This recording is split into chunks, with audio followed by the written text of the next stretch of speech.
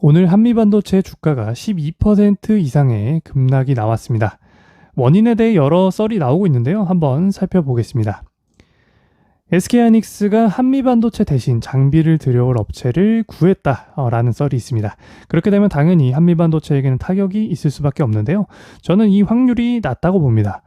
거론이 되는 후보는 네덜란드의 배시라는 회사인데요. 이 회사 같은 경우에는 TSMC 파운드리 쪽에 장비를 주로 공급하고 있습니다. 근데 그 물량 자체가 여유 있지 않은 상황에서 첨단 공정이 아닌 메모리 쪽까지 신경 쓸 여력은 낮다고 보고 있습니다.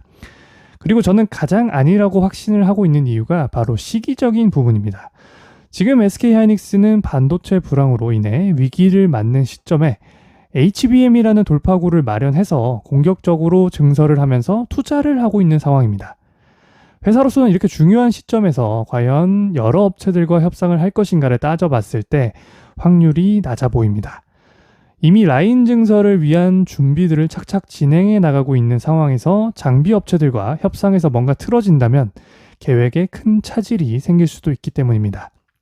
물론 지금이 아닌 미래에는 충분히 여러 업체들을 컨택해 볼 수 있다고 봅니다.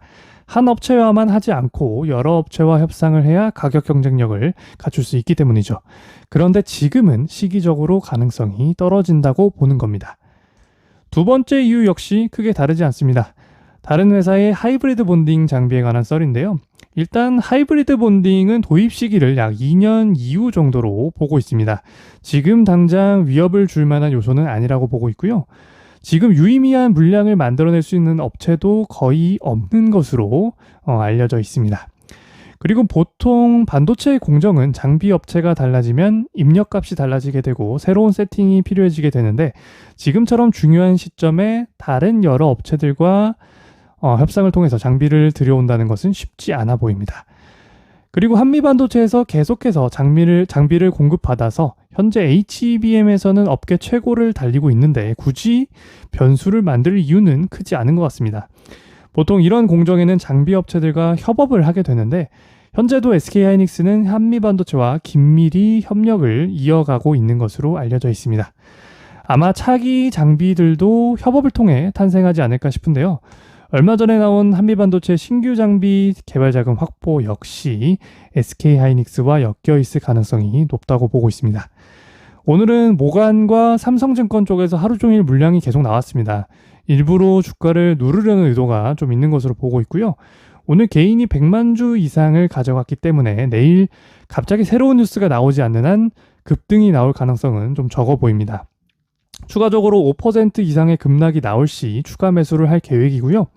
오늘 역시 당연히 추가 매수를 했습니다. 향후 2, 3년 후에는 새로운 장비에서 약간 뒤처지면서 위협을 받을 가능성도 있지만 적어도 앞으로 1, 2년 이내에는 크게 위협을 받을 만한 요소가 거의 없다고 보고 있습니다. 그리고 지금까지 한미반도체가 보여준 기술력을 보면 새로운 장비에 대한 기대감도 있고요. 기대해 볼 만한 요소들이 더 많은 것 같습니다. 추가 매수 후 홀딩하면 좋은 수익이 날 거라고 기대하고 있습니다. 감사합니다.